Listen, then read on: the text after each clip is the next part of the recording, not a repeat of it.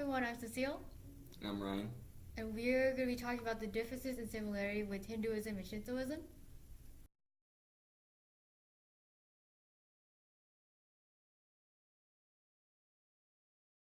Developed in very distinct locations may seem to an outsider to be very different faiths with no commonality. While it's true that we can see a difference in their respective afterlife and the reasons behind living your life appropriately, we can see commonality throughout many aspects as well. We can see parallels in the origin of their religions and how they developed over time, the nature of the divine, their respective ties to Buddhism, the ceremonies they practice, and home worship.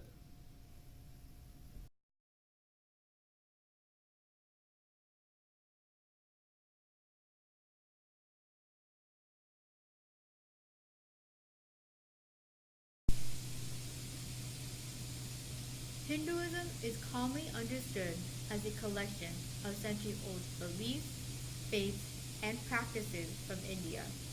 Some beliefs within the Hindu umbrella are similar to each other, while others have little in common. But all worshippers pray to multiple deities.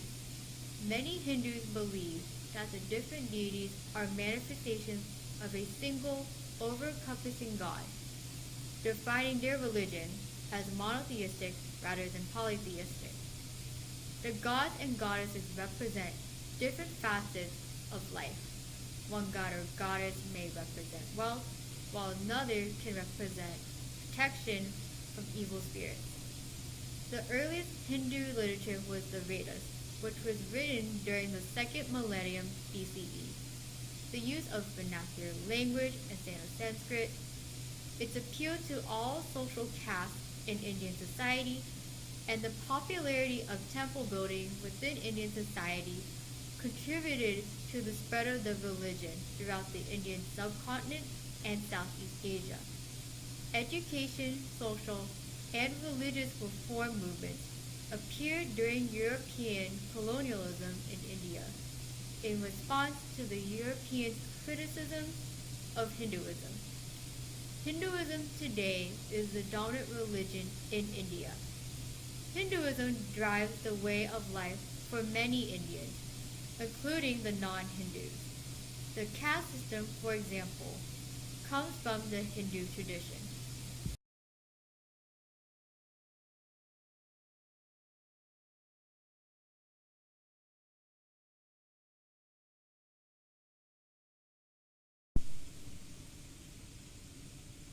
Shinto, by definition, means way of the gods.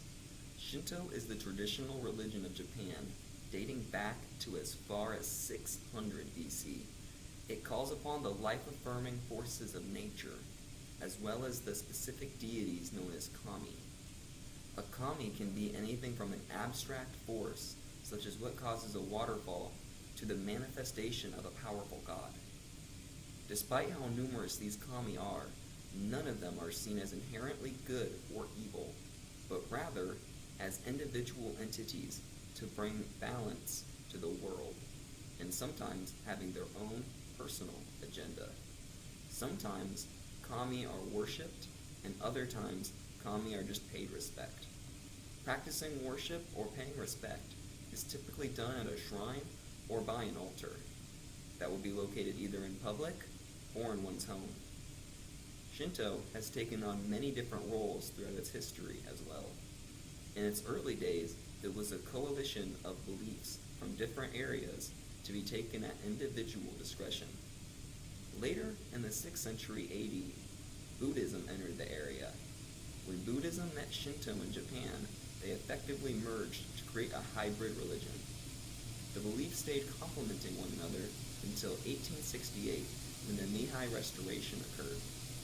Shinto was made the state religion of Japan, and Shinto priests were made into state officials. The faith itself was used to foster nationalism among the populace. This period of state-sanctioned belief ended in 1946 with the end of World War II. Shinto today is still alive and thriving in Japan. People still congratulate at shrines for worship, and weddings are typically done in Shinto style. However, death is typically regarded in the Buddhist domain.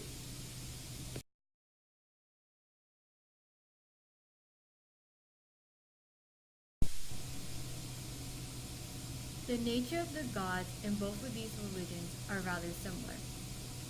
Both Shinto kami and Hindu deities are similar across many aspects. In both faiths, many gods are developed and are still worshipped locally. Temples and shrines for separate gods appearing in different regions is common in both faiths. It is the individual's choice whether to regard these local gods as divine in nature or local superstition. In both faiths, the ideas of supreme gods is similar. In Hinduism, the Holy Trinity of Brahma, Vishnu, and Shiva are seen as the supreme gods, and in Shinto, the supreme god is Amaterasu. In both faiths, these gods have an important role to play in creation. In Hinduism, Brahma is responsible for the creation of the entire universe. Amaterasu, the daughter of Izanami and Izanagi, is the supreme deity, while Izanami and Izanagi are responsible for the creation of the earth and most importantly, Japan. Amaterasu was given sovereignty over the land and hence is revered as the supreme deity of the land. The Japanese emperors are said to have descended directly from Amaterasu and thus had the divine right to rule Japan.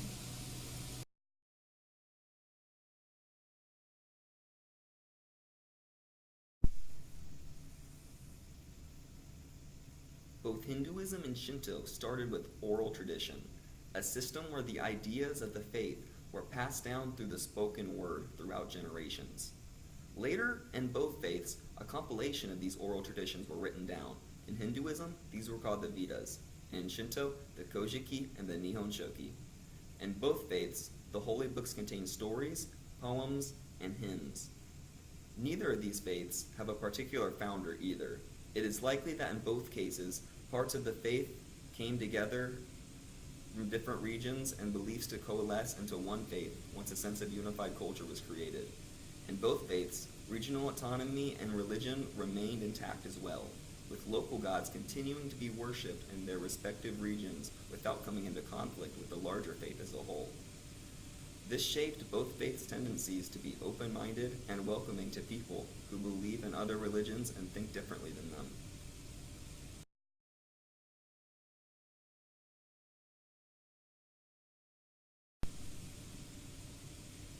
Both Hinduism and Shintoism mesh with Buddhism in their respective countries of origin.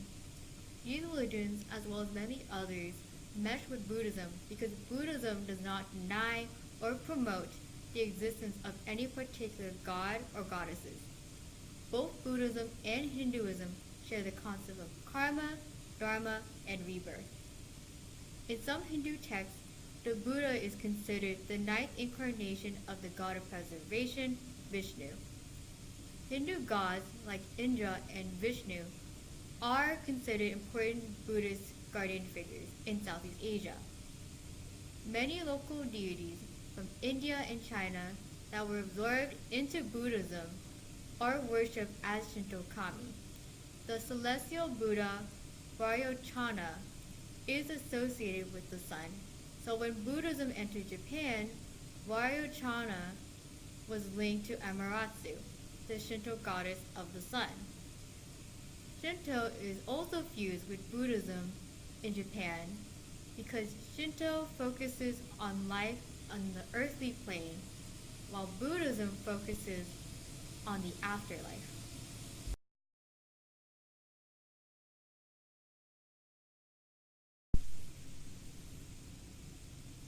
A notable similarity in these faiths is the implementation of home worship, and more particularly, the construction of a special place in the home to do so. For many in both faiths, a shrine will be constructed in one's home, so therefore it is not necessary for you to travel to a public shrine to pay homage to a chosen deity in Hinduism or your family's kami in Shinto. In Hinduism, it is common for a shrine to take up the entirety of a room, to be put aside purely for worship and meditation. However, if a family cannot afford such a luxury, you may also frequently see a shrine taking up the place of a cabinet or shelf. The size of one shrine is commonly seen as a display of a family's wealth. In Shinto, the shrine is commonly referred to as the kamidanda, and typically consists of an altar placed on a high wall with a variety of items used in ceremony. The items on the altar are meant to symbolize the family kami or a particular kami in which to pay respect to or worship accordingly.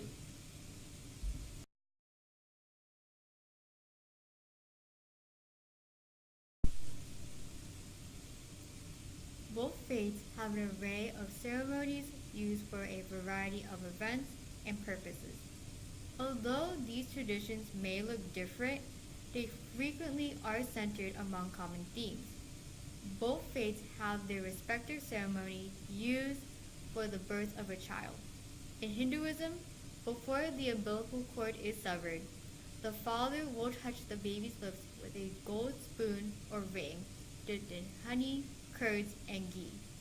The word rock, which means speech, is whispered 3 times into the right ear, and mantras are chanted to ensure the long and prosperous life for the newborn. Miyamari, which means shrine visit, is a traditional Shinto rite of passage for newborns. Between 1 month and 100 days after a child is born, parents and grandparents bring the child to a Shinto shrine to express gratitude to the deities for the birth of a baby and have a shrine priest pray for his or her health and happiness.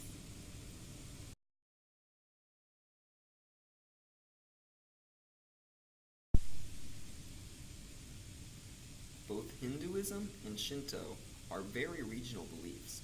Hinduism in India and Shinto in Japan. Thus, it is not hard to imagine how different leaders were able to utilize the faiths to foster nationalism throughout the populace.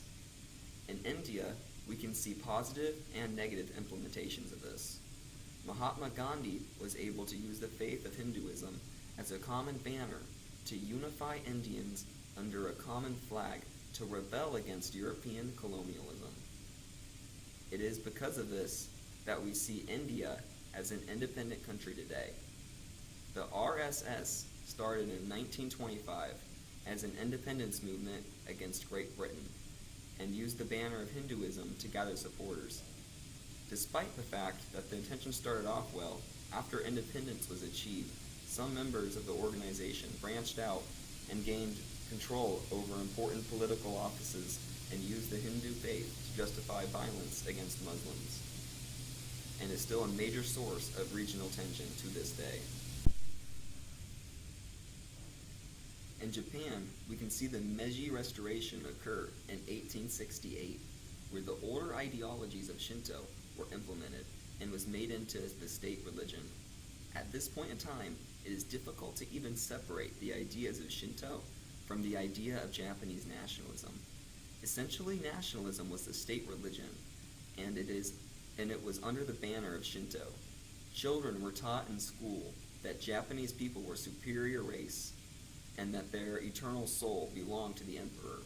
This elitist mindset, along with underlying obedience to authority, led to Japan committing numerous atrocities, climaxing with the end of World War II. Written in the peace treaty, Japan agreed to allow freedom of religion and separation of church and state. Japan was also required to implement a constitutional monarchy in the region, allowing Shinto to return back to its original state as a peaceful religion based in nature.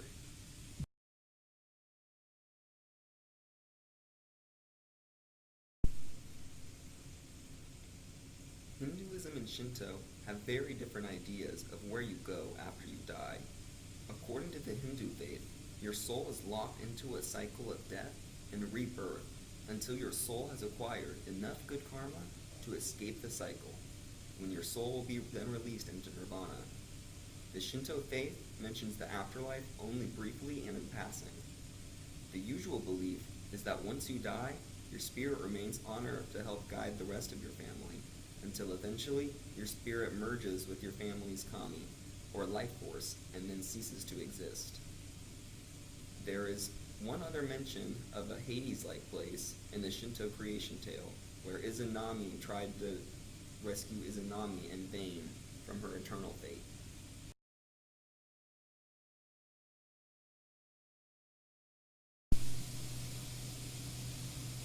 An important aspect of Hinduism is the concept of reincarnation. The soul is considered immortal in the Hindu religion, and it can acquire good or bad karma throughout its different lifetimes. As mentioned earlier, if a person can get rid of all of his or her bad karma, the person can break free from the cycle of reincarnation and reach nirvana. As a result, Hinduism focuses on the actions of the current life, since they can affect a person's afterlife or next reincarnation. Shinto focuses on life in the present moment. There is an emphasis on fertility and procreation in the religion to promote a more fulfilling earthly life. A central idea of Shintoism is that Wa, which means benign harmony, is in all human and nature relationships and should not be disrupted. There are many religious practices in Shinto, such as taking off your shoes before entering the house, that help keep Wa in balance. The afterlife is rarely mentioned in Shinto, so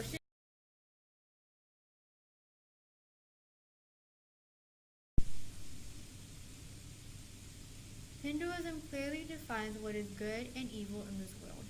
Hinduism categorizes goodness in this world as sattva, which means purity in Sanskrit, order, virtue, and selflessness.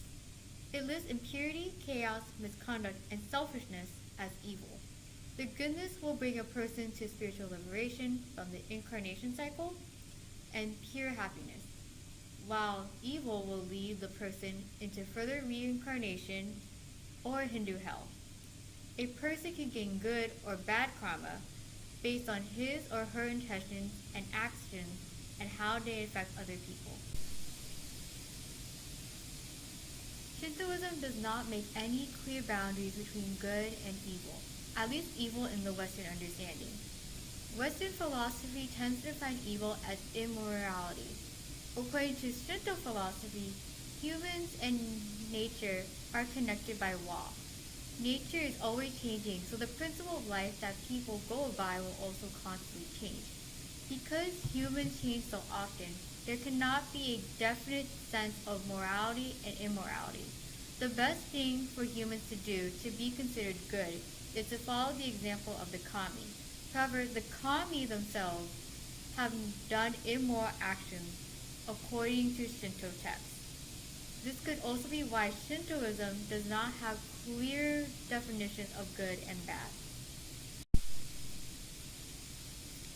The concept of purity is the closest idea of evil in Shintoism. Humans are born pure or good in this world because all living beings share a divine essence. Humans become impure later in life because of their actions. This impurity does not only include the sinful actions a person has done, but also that are out of human control and believed to be caused by evil spirits. This is why purification is an important aspect of Shintoism. Purification is how one can cleanse oneself from sumi, or pollution, gained over one's lifetime.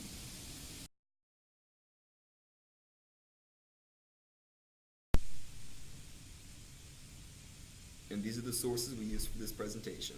Hinduism and Shinto have many similarities and differences, but we have mentioned a few of them here. Both religions contain multiple gods and goddesses, with each one being specifically worshipped by locals within a region of India or Japan. Both Hinduism and Shinto do have a concept of supreme god or gods. Shintoism and Hinduism started out as oral traditions that were later written down centuries after their estimated origins. There are no official founders for both religions. As Ryan mentioned earlier, the deities in both religions have regional autonomy when it comes to worship. Both Hinduism and Shinto mesh with Buddhism because Buddhism does not promote or deny the existence of any gods or goddesses. Buddhist deities are part of the Hindu and Shinto pantheon of gods, and some Hindu and Shinto deities are part of some sects of Buddhism. Hindus and Shintos both have shrines in their homes to worship the gods and goddesses. These shrines make it more convenient for people who cannot travel far to pray to their favorite deities. Wealthier families tend to have larger shrines that will be used for various ceremonies. Both religions have important ceremonies relating to different stages of life. The birth of a child is an extremely important ceremony in both religions. Hinduism and Shinto have purification ceremonies that are actually similar to each other in terms of format and purpose. Shinto and Hinduism were used to boost nationalism in their countries of origin. Gandhi implemented Hinduism nationalism in a way that fostered peace, while the RSS utilized the movement in a way that created prejudice in India. Shintoism was used during the Meiji Restoration to create an elitist mindset within Japan. This mindset would foster World War II in the Pacific Ocean. Shintoism does not mention much about the afterlife, while Hinduism focused on the afterlife. Hinduism emphasized the reincarnation cycle and the liberation from that cycle. A person's soul, according to Shintoism, becomes part of the family's kami, and will cease to exist once the soul has achieved its purpose. Hinduism can be considered as an afterlife-focused religion, while Shintoism can be considered as a life-affirming religion. The goal of Hinduism is to get rid of one's bad karma, to break free from the incarnation cycle. The goal of Shintoism is to achieve law and be in balance with nature. Hinduism and Shinto have different constructs of good and evil. Hinduism has clear definitions of what is considered good and what is considered evil. Doing goodness will help a person attain spiritual liberation, while evil will keep a person in the reincarnation cycle or put them in Hindu hell. Shintoism does not have a clear boundary between good and evil because humans and nature are connected and always changing. Even the kami are not perfect beings. The closest thing that Shintoism has to evil is impurity. All humans are born pure but become impure over time, so purification ceremonies are necessary to clear these impurities. Hopefully your presentation enlightens you about the similarities and differences between these two Asian religions and make you want to look into these religions even further. I'm Ryan. And I'm Cecile. And thank you for watching our presentation.